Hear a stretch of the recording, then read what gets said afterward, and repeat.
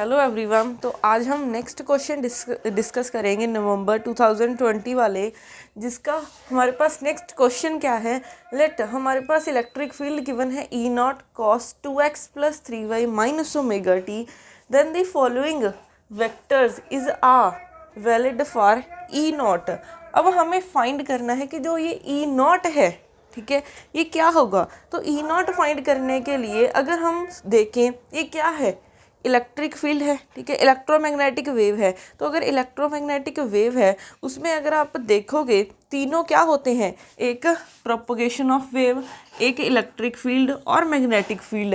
ये दोनों तीनों एक दूसरे के साथ क्या होते हैं, एक दूसरे के साथ ये परपेंडिकुलर होते हैं, ठीक है। अगर आप इनमें एंगल देखोगे 90, इनमें देखोगे 90, इनमें देखोगे 90 डिग्री होगा, ठीक है। अब इलेक्ट्रिक फील्ड हमें फाइंड करनी है, ठीक है, इलेक्ट्रिक फील्ड हमें फाइंड करनी है और हमें यहाँ से के वेक्टर पता चल सकता है। के वेक्टर क्या है, हमारा प्रोपगेशन वेक्टर। अगर हम इस तरफ प्रोपगेशन वेक्टर और इस तरफ इलेक्ट्रिक फील्ड मान ले, ठीक है, तो अगर कोई भी इलेक्ट्रिक फील्ड बनना है, किसी ने भी इलेक्ट्रिक फील्ड E नॉट बनना है तो उसका डॉट प्रोडक्ट के साथ 0 होना चाहिए, वो ही वैलिड हमारे पास E नॉट होगी।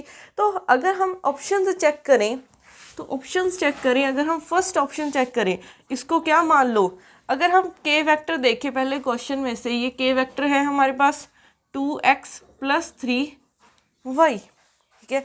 अब यहाँ पे 2x है तो साथ में हम आई कैप लगा सकते हैं।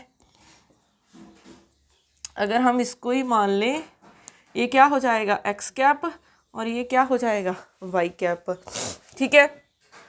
अगर हम यहाँ पे ई नॉट वेक्टर रखें, ठीक है, e not vector first option check कर रहे हैं हम, ए ऑप्शन में आई कैप -3/2 जे कैप है, ठीक है। अब क्या कर दो, इन दोनों का जो डॉट प्रोडक्ट है वो 0 आना चाहिए। अब डॉट प्रोडक्ट क्यों, क्योंकि जब भी हमारे पास डॉट प्रोडक्ट यही होता है, A dot V vector is equal to A B cos of theta, ठीक है। अगर थीटा की वैल्यू 90 हो गई तो ये डॉट प्रोडक्ट क्या हो जाएगा 0।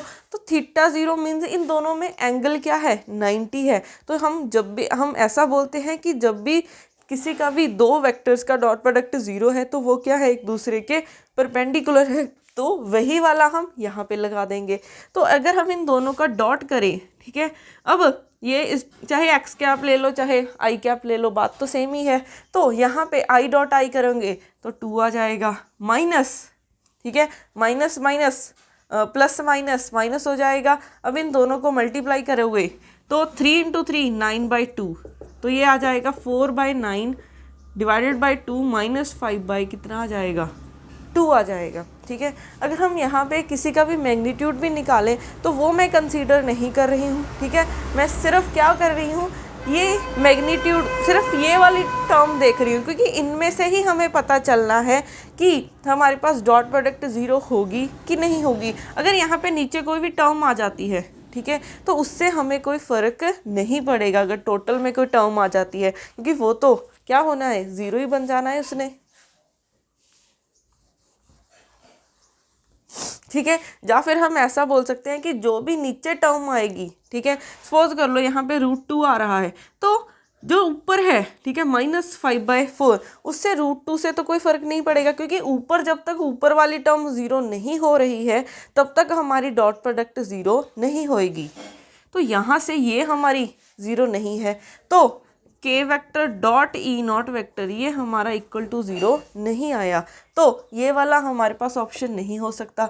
अगर हम प्लस करके देखें, ठीक है, यहाँ पे प्लस डाल दिया, बी ऑप्शन चेक करें तो प्लस, यहाँ पे प्लस, यहाँ पे क्या हो जाएगा 13 आ जाएगा, तो ये भी नॉट इक्वल टू 0 है, तो बी ऑप्शन भी नहीं होगा। अब हम सी ऑप्शन को चेक करते हैं, तो सी ऑप्शन क्या है, आई बाय यहाँ पे 2/3 है, ठीक है। अगर यहाँ पे 2/3 है तो के vector dot E not vector क्या हो जाएगा, इन दोनों को करोगे 2 × 1 2 प्लस 3 × 2/3, तो 3 से 3 कैंसिल, 2 + 2 ये 4 आ गया, ये फिर से 0 नहीं आया, तो सी ऑप्शन भी हमारी करेक्ट नहीं है। अगर हम डी ऑप्शन चेक करें तो यहाँ पे माइनस कर दो, ठीक है, यहाँ पे माइनस किया, यहाँ पे माइनस, यहाँ पे माइनस आ जाएगा, तो ये क्या आ गया 0 आ गया।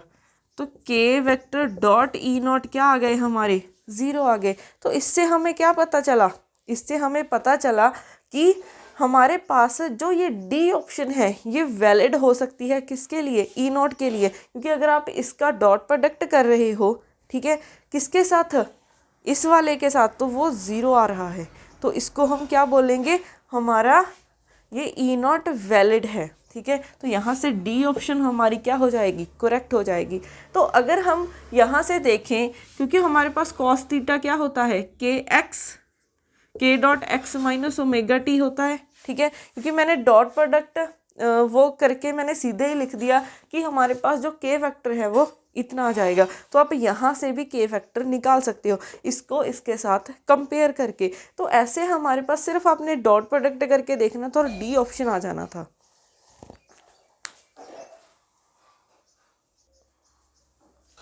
नेक्स्ट क्वेश्चन है हमारे पास, हमें ये y इनपुट गिवन थी, ठीक है, और y की वैल्यू हमें ये गिवन थी, output is implemented using only 2 input NAND gates, the minimum number of gates required. अब हमें फाइंड करना है कि इस आउटपुट को बनाने के लिए हमें कितने नैंड गेट की ज़रूरत पड़ेगी। तो अगर हम इसको थोड़ा सा सिंप्लीफाई करें, y is equal to a bar b c plus a bar b c bar a b c plus a bar c. तो यहाँ से हम क्या क्या कॉमन ले सकते हैं, अगर हम यहाँ से देखें, हमारे पास ए बार बी कॉमन आ रहा है, ए बार बी को कॉमन निकालो इन दोनों में से, तो सी प्लस सी बार प्लस यहाँ से ए बी बार कॉमन आ रहा है, सी बार प्लस सी, तो सी प्लस सी बार कितना हो जाएगा, 1 हो जाएगा। तो a bar b plus a b bar ये बन जाएगा। तो अगर आप इसको देखोगे ये ए एक्सॉर बी है, ठीक है, ये ए एक्सॉर बी है। तो अब हमारे पास आउटपुट ये बन गई है। तो अगर हम एक्सऑर गेट को कहाँ से बनाएं, यूज़ करके एंड गेट, नैंड गेट का यूज़ करके बनाएं, तो हमारे पास 4 नैंड गेट की ज़रूरत पड़ती है, ठीक है, इस आउटपुट को बनाने के लिए। वो कैसे, ये ए है हमारे पास, ये हमारे पास बी हो जाएगी, ठीक है, यहाँ पे एक गेट लगा दो, नैंड गेट,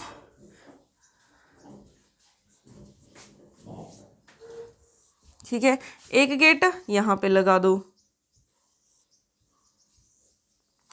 यहाँ से एक और यहाँ से 2, क्योंकि 2 इनपुट जानी है एक नैंड गेट के पास, ये बन गया। अब जो इसकी आउटपुट है वो यहाँ पे दे दो, एक आउटपुट इसकी यहाँ पे दे दो, ठीक है।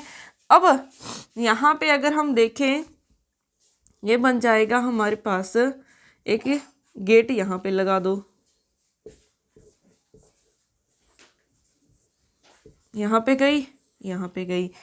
अब देखते हैं कि अगर ये 4 गेट के कॉम्बिनेशन से क्या हमारे पास जो y है वो ये बन जाएगी। अब अगर ये a यहाँ पे जा रहा है, ठीक है, a गया, और पहले हम इस वाले गेट को अगर देखें, यहाँ से a जा रहा है, यहाँ पे b जा रहा है, तो ये क्या कर देगा, a डॉट पहले एंड गेट क्या करता है, a डॉट b, नॉट लगा है तो क्या कर देगा, इस पॉइंट पे अगर हम देखें a डॉट b का बार, ये बन जाएगा। अब एक तो यहाँ पे a जा रहा है, इस वाले पे a का हमारे पास ये जा रहा है, तो ये क्या कर देगा, दोनों का डॉट प्रोडक्ट।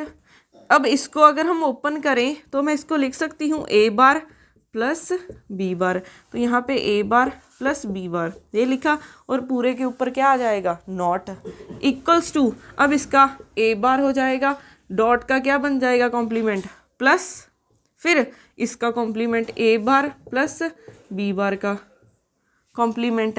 अब इसको ओपन कर लो, यहाँ से ए बार का कॉम्प्लीमेंट प्लस का कॉम्प्लीमेंट डॉट बी बार का कॉम्प्लीमेंट, तो ये यहाँ से क्या बन जाएगा, किसी का भी कॉम्प्लीमेंट का कॉम्प्लीमेंट ए ही हो जाएगा, ए डॉट बी, ठीक है, हमारे पास ये बन जाएगा।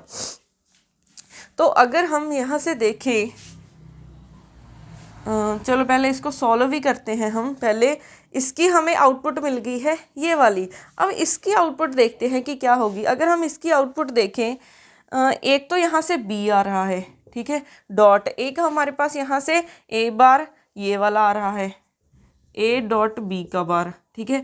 पूरे का क्या कर दो, कॉम्प्लीमेंट। तो बी का कॉम्प्लीमेंट डॉट का प्लस बन गया, इसके कॉम्प्लीमेंट का कॉम्प्लीमेंट, तो ये क्या हो जाएगा हमारे पास, ए डॉट बी बन जाएगा। अब यहाँ से इसकी आउटपुट है a bar A dot B, इसकी क्या है, B bar A dot B, यही है हमारे पास। अब ये दोनों इस वाले नैंड गेट के पास जाएंगी तो ये क्या कर देगा, पहले तो इनका डॉट प्रोडक्ट करेगा, B bar plus A dot B, ठीक है। फिर ऊपर क्या बना देगा, कॉम्प्लीमेंट बना देगा। तो यहाँ से अगर हम देखें ए बार ए डॉट बी, इसका बार प्लस डॉट का क्या बन जाएगा, plus B bar plus A dot B का बार। अगर हम इसको सिंप्लीफाई करें तो ए बार यहाँ पे प्लस का डॉट बन गया, ठीक है। ए बार तो पहले ही था, एक और बार था, तो ए का बार हो जाएगा। फिर ए डॉट बी, यहाँ पे इसका एक बार कॉम्प्लीमेंट प्लस बी कॉम्प्लीमेंट का कॉम्प्लीमेंट प्लस का डॉट बन गया, यहाँ से ए डॉट बी का कॉम्प्लीमेंट, ये बन गया हमारे पास, ठीक है। अब ए के कॉम्प्लीमेंट को ए लिख सकते हैं और ये क्या बन जाएगा, A dot B bar plus B dot A dot B bar, ये बन गया। तो यहाँ से ये वाला फैक्टर कॉमन आ रहा है, तो ए प्लस बी, ठीक है। अब इसको ओपन कर लो, ए बार प्लस बी बार और यहाँ से ए प्लस बी। अगर हम इसको थोड़ा सा सॉल्व करें तो y हमारे पास क्या आया है, ए बार प्लस बी बार और ए प्लस बी। अब इसको मल्टीप्लाई करो, इसको इसके साथ करोगे, ए बार ए plus a bar B, B bar A plus B bar B, ये क्या होता है, ज़ीरो, ये भी क्या होता है, ज़ीरो। तो y क्या आ गया है, a bar b plus a b bar. तो हमें जो आउटपुट चाहिए थी वो बन गई है हमारी। तो हमें नैंड गेट से हमने XOR गेट बनाया है, तो कितने नैंड गेट की ज़रूरत पड़ी हमें, 4 की। तो यहाँ से 4 क्या हो जाएगा, आंसर हो जाएगा।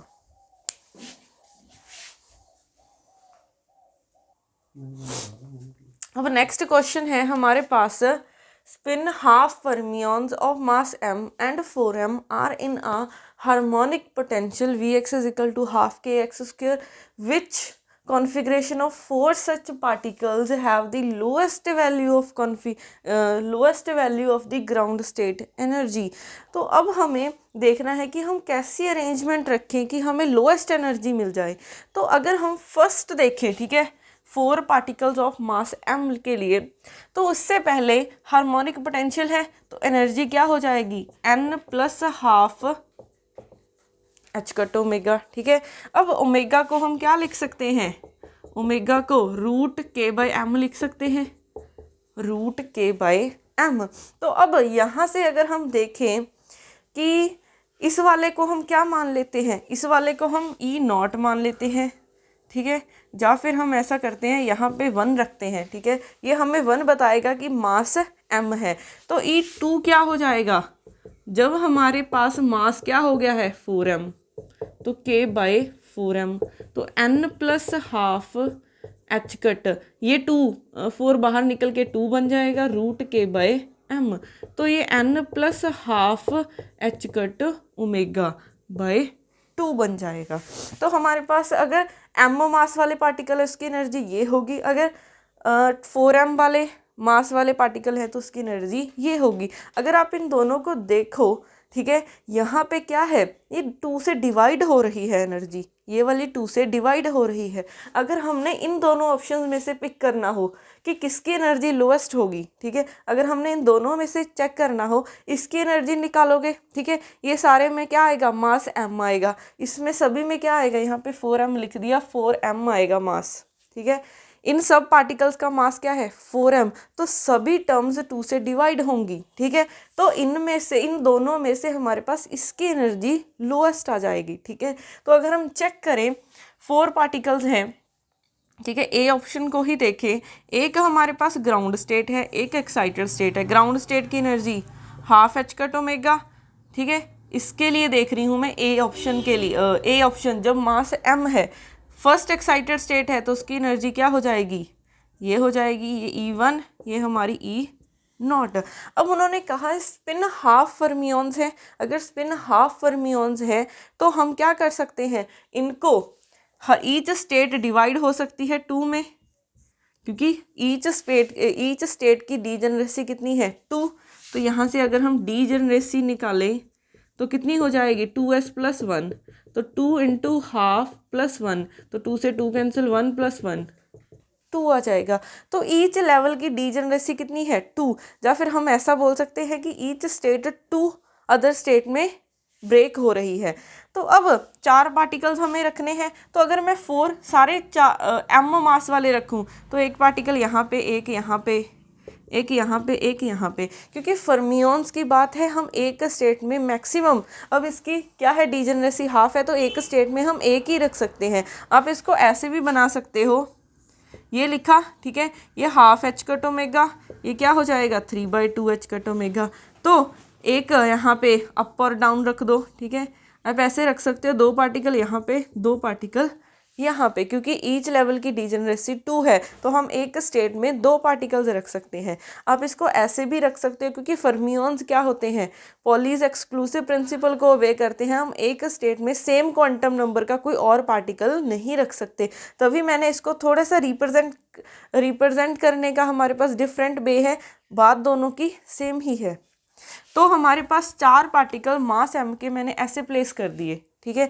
तो अब यहाँ पे अगर हम इसकी टोटल एनर्जी देखेंगे तो टोटल एनर्जी कितनी आ जाएगी, 2 पार्टिकल्स हैं तो 2 into half h cut omega, 2 से 2 cancel h cut omega, plus इसके लिए कितनी हो जाएगी 3 इंटू 2 पार्टिकल्स हैं तो 2 इंटू 3/2 h कट ओमेगा, 2 से 2 cancel, h cut omega plus 3h cut omega, तो ये कितनी आ जाएगी 4h कट ओमेगा आ जाएगी, ठीक है। तो अगर हम इसकी बात करें, ठीक है, इसके लिए हमारे पास एनर्जी कितनी आई है 4h कट ओमेगा। अब हम 4m वाले अगर प्लेस करें, पार्टिकल्स 4m वाले प्लेस करें, ऑप्शन बी को चेक करें, तो यहाँ पे हमारे पास एनर्जी में 2 का फैक्टर आ जाएगा। यहाँ पे 2 की जगह पे हाफ मल्टीप्लाई कर दो, यहाँ पे भी मल्टीप्लाई कर दो, तो ये कितना बन जाएगा 3/4 h कट ओमेगा, ये कितना बन जाएगा 1/4, ठीक है। अब 2 पार्टिकल्स इस स्टेट में है, 2 into 1/4 h cut omega plus 2 into 3/4 h cut omega, तो ये कट के 2 रह गया, h कट बाई 2 प्लस ये 3/2 h कट ओमेगा, तो इन दोनों को प्लस करोगे कितना आ जाएगा 4h कट ओमेगा बाई 2, तो यहाँ से 2h cut omega by 2h cut omega आ जाएगा। तो इसकी एनर्जी आई है 2h कट ओमेगा। तो मैंने तो पहले ही बोला था कि इसका मास ज़्यादा है, ये यूनिवर्सली है, तो इसकी एनर्जी कम आएगी, ठीक है। तो इसकी एनर्जी 4h कट ओमेगा, अगर हम 4m रख रहे हैं तो उसकी एनर्जी 2h कट ओमेगा आ रही है। अब हम इस ऑप्शंस को देखते हैं, क्या पता शायद इनमें से किसी की एनर्जी 2 से भी कम आ जाए, ठीक है। तो अगर हम सी ऑप्शन चेक करें, अगर हम सी ऑप्शन चेक करें तो उसके अरेंजमेंट देखें तो वो क्या बन जाएंगे, 2 एनर्जी लेवल्स हैं। तो उन्होंने कहा है कि एक पार्टिकल, ठीक है, एक पार्टिकल ऑफ मास m। अब यहाँ पे क्या है, एक पार्टिकल मास m का है, तो हम क्या करते हैं, इस वाले स्टेट में अगर मास m वाला पार्टिकल रखा, ठीक है, तो इसकी एनर्जी देखोगे क्या बन जाएगी, इसकी एनर्जी देखोगे हाफ h कट ओमेगा रहेगी, ठीक है। अब बाकी 3 पार्टिकल्स क्या है 4m वाले, तो यहाँ पे 4m वाला, यहाँ पे 4m वाला, यहाँ पे क्या है 4m वाला पार्टिकल प्लेस किया। तो अब इसकी एनर्जी देखोगे, इस लेवल की energy half h cut omega, but साथ में एनर्जी डिवाइडेड बाय हाफ हो जाएगी यहाँ से, प्लस फिर यहाँ पे क्या हो जाएगा, इस लेवल की एनर्जी 3/2 h कट ओमेगा होती है मास m के लिए, डिवाइडेड बाय 2 कर दो, और साथ में 2 पार्टिकल हैं तो मल्टीप्लाई बाय 2 हो जाएगा। तो अगर आप इसको देखोगे half h cut omega 1/4 h cut omega plus cancel हुआ 3/2 h कट ओमेगा। अब इनको प्लस करते हैं तो ये क्या बन जाएंगे हमारे पास, 4 एल्शियम लिया तो यहाँ पे 2H cut omega, H cut omega plus 6H cut omega बन जाएगा। तो ये 9H कट ओमेगा बाय 4। तो ये क्या होएगा, 2.5 समथिंग आएगी इसकी एनर्जी। ठीक है, इस वाली अरेंजमेंट की आ रही है 2.5H cut omega something energy. ठीक है, अब अगर मैंने तो यहाँ पे क्या किया था कि मास m को नीचे रखा, अगर हम मास m को ऊपर लेके जाए कोई और अरेंजमेंट भी तो बन सकती है। अब इन्होंने यहाँ पे ये तो मेंशन नहीं किया कि हम कैसे अरेंज करें। अब अरेंज करने तो डिफरेंट वेज हो सकते हैं। अब क्या करते हैं, ये वाले मास को ऊपर शिफ्ट करते हैं। हम क्या करेंगे, 4m वाले को ग्राउंड स्टेट में अगर रखें, ठीक है, इसको हम अगर ग्राउंड स्टेट में रखें, 4m वाला पार्टिकल, यहाँ पे 4m वाला पार्टिकल, 4m, और यहाँ पे हमने m वाला पार्टिकल रखा। तो अगर आप इसकी एनर्जी देखोगे, 2 पार्टिकल्स हैं, एनर्जी कितनी हो जाएगी, 1/4H कट ओमेगा प्लस इस लेवल की energy 3/4H cut omega plus इसकी कितनी हो जाएगी, 3/2H cut omega.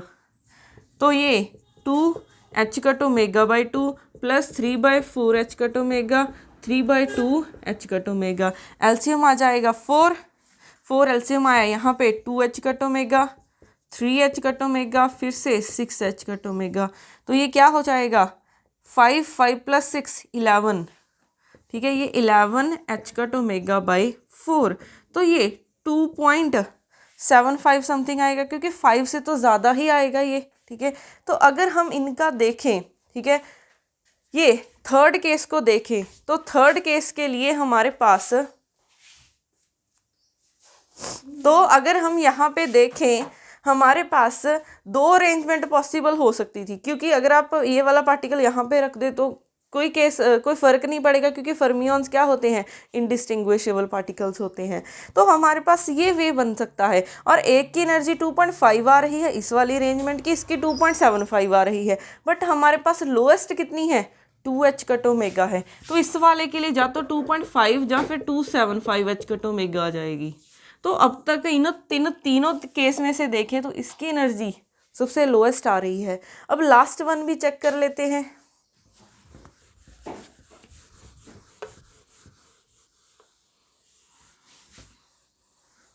D option check किया, तो डी ऑप्शन में हमारे पास क्या हो जाएगा, 2 लेवल्स हैं। अब उन्होंने कहा है 2 particles of mass m and 2 particles of mass 4m। तो अब यहाँ पे हम क्या करते हैं, हमारे पास 2 वेज हो सकते हैं, हमारे पास 2 वेज हो सकते हैं। कौन से कि मैं क्या करूँ, एक वे, ठीक है, 2 पार्टिकल्स मास m के यहाँ पे रखे, ये मास m वाले हैं, और 2 पार्टिकल्स मैं क्या कर रही हूँ, 4m वाले ऊपर रख दिए। या फिर क्या हो सकता है, मैं दोनों 4m वाले नीचे रखूं, ठीक है, यहाँ पे m वाले रख दूं। एक और वे क्या हो सकता है कि हम एक रखें, कि एक पार्टिकल यहाँ पे 4m वाला, यहाँ पे ये m वाला, ये 4m वाला, यहाँ पे m वाला, फिर 4m वाला। तो इसके हमारे पास 3 फेज बन सकते हैं। तो हमारे पास यहाँ पे ये 3 अरेंजमेंट बन सकते हैं। ठीक है, अगर हम यहाँ पे इसकी एनर्जी निकालें तो क्या हो जाएगी, इस स्टेट के लिए एनर्जी निकालें तो m वाले हैं तो 12H cut omega into 2 plus, अगर आप इनकी एनर्जी देखोगे, इस लेवल की energy 3/4H cut omega, 2 particles हैं तो साथ में 2 के साथ मल्टीप्लाई हो जाएगा। तो ये कटा यहाँ से ये 2, तो H cut omega plus 3/2H cut omega, तो ये 5H कट ओमेगा बाई 2 आ जाएगा। तो ये अप्रॉक्सीमेटली 2.5H कट ओमेगा आ रहा है। अगर हम इसकी एनर्जी देखें तो ये लेवल की एनर्जी क्या हो जाएगी, 1/4H cut omega into 2 particles हैं, प्लस यहाँ पे 3/2H कट ओमेगा, 2 पार्टिकल्स हैं तो 2 के साथ मल्टीप्लाई कर दिया, तो ये डिवाइडेड बाई ये कट जाएंगे। ठीक है, H cut omega by 2 plus 3H cut omega, तो ये कितना बन गया, H cut omega plus 6 H cut omega by 2, तो ये 7 एच कट ओमेगा बाई 2 बन गया, मीन्स 3 पॉइंट समथिंग, 3.5 समथिंग। अगर आप इसकी एनर्जी देखोगे, ये क्या बनेगी एनर्जी, हमारे पास एक पार्टिकल इसका है हाफ एच कट ओमेगा, एक यहाँ पे है तो 1/4 एच कट ओमेगा, प्लस एक पार्टिकल यहाँ पे है 3/2 H cut omega plus 3/4 H cut omega. तो यहाँ से 4 एलसीएम लिया, 2 H cut omega plus H cut omega plus 6 H cut omega plus यहाँ पे 3 एच कट ओमेगा। तो ये कितना हो जाएगा, 3, ये 3 इंटू 3, 3 + 3 6 + 12/4 हो जाएगा, तो ये 3 आ जाएगा। तो यहाँ से अगर हम देखें, हमारे पास कहीं एनर्जी 2.5 आ रही है, यहाँ पे 3.5, यहाँ पे 3, तो अब तक जो मिनिमम वैल्यू है, ठीक है, मिनिमम वैल्यू किसकी आ रही है, इस बी ऑप्शन की। तो यहाँ से बी ऑप्शन हमारा करेक्ट हो जाएगा। नेक्स्ट है हमारे पास एक क्वेश्चन आया था कि साई इज इक्वल टू 1/√2 0 + 1, ये वाला क्वेश्चन आया था। अब इसमें बहुत सारे स्टूडेंट को कन्फ्यूज़न हो रही थी। अगर आप लास्ट ईयर के क्वेश्चन उठा के देखोगे, उसमें गिवन होता है कि वो कुछ टाइम बाद के मिनिमम टाइम बताना है कि जब दोनों स्टेट्स साई, ये क्या है, जब टाइम 0 है, और साई टी पे, ठीक है, यहाँ पे एक स्टेट बनेगी जब ये दोनों स्टेट्स क्या होंगी, ऑर्थोगोनल होंगी। बट अब क्वेश्चन में ना ही ऑर्थोगोनल की बात की गई है, ठीक है। और अगर आप इस स्टेट में देखोगे, बहुत सारे बच्चे बोल रहे हैं कि इसका आंसर π/ω आएगा, π/ω आएगा, बट यहाँ पे π/ω इसका आंसर नहीं आएगा। ये तब कब आएगा, जब यहाँ पे माइनस साइन होगा, ठीक है, क्योंकि हम ये लास्ट वीडियोस में सॉल्व कर चुके हैं कि वहाँ पे लेफ्ट साइड पे 1 बच रहा है, तो 1 को हम e⁻²π लिख रहे हैं। बट अगर यहाँ पे माइनस होता तो यहाँ पे -1 लिखते, तो इसको हम e⁻π लिखते, तो यहाँ पे आंसर पाई आएगा, ठीक है। तो इसका आंसर है वो 2πω ही आएगा, क्योंकि यहाँ पे एक तो प्लस है, और क्वेश्चन में ये कहीं भी नहीं गिवन कि दो स्टेट्स एक दूसरे के साथ ऑर्थोगोनल है, ठीक है। ऑर्थोगोनल होंगी, ठीक है, नो डाउट हो सकती है, बट ये कंडीशन कहाँ गिवन थी क्वेश्चन में, ठीक है। तो अगर कंडीशन नहीं गिवन तो हम इनको ऑर्थोगोनल नहीं मान सकते। तो यहाँ पे हमारे पास आंसर 2π/ω ही रहेगा इसका आंसर, ठीक है। एक और क्वेश्चन था हमारे पास कि हमने एवरेज एनर्जी निकालनी थी, ये था p²/2m + 1/4 λ(x⁴)। मैंने इसको सॉल्व किया था पार्टीशन फंक्शन से। आप इसको क्या कर सकते हो, इक्को पार्टीशन थ्योरम भी लगा सकते हो। अगर इक्को पार्टीशन थ्योरम लगाई तो इसकी एनर्जी हाफ kBT आ जाएगी, ठीक है, इसकी एनर्जी हाफ kBT आ जाएगी। बट इक्को पार्टीशन थ्योरम सिर्फ किस पे लगती है, क्वाड्रेटिक टर्म पे, ये तो क्वाड्रेटिक नहीं है। अब यहाँ पे हमारे पास एक थ्योरम होती है, वो थ्योरम क्या कहती है कि अगर पोटेंशियल x⁻n पे डिपेंड कर रहा है तो average energy of kinetic energy किसके इक्वल हो जाएगी, n/2 average energy of potential energy. अब यहाँ पे पोटेंशियल क्या है, यही पोटेंशियल है, वो x⁴ के है, तो n की वैल्यू 4 हो जाएगी। तो काइनेटिक एनर्जी यहाँ पे क्या हो जाएगा, 4/2 एवरेज ऑफ पोटेंशियल एनर्जी। तो यहाँ से 2 times average of potential energy ये बन जाएगा। तो अब हमने निकालनी की थी एवरेज एनर्जी, ठीक है। तो एवरेज एनर्जी किसके इक्वल होगी, काइनेटिक एनर्जी की average value plus potential energy की एवरेज वैल्यू। काइनेटिक एनर्जी की average value half kBT, potential की एवरेज वैल्यू कितनी हो जाएगी, यहाँ से पोटेंशियल की 1/2 टाइम्स काइनेटिक एनर्जी की एवरेज वैल्यू, तो यहाँ से इसकी 1/2 kBT हो जाएगी, ठीक है। तो यहाँ से 1/4 kBT आ जाएगा। अगर आप इन दोनों को एलसीएम लोगे तो 4, 2 + 1 kBT, तो यहाँ से 3/4 kBT इसका आंसर आ जाना है। तो आपने ये भी, इससे भी आप सॉल्व कर सकते हो, आप स्टैंडर्ड मेथड इसका पार्टीशन फंक्शन से भी हम इसको सॉल्व कर सकते हैं, ठीक है।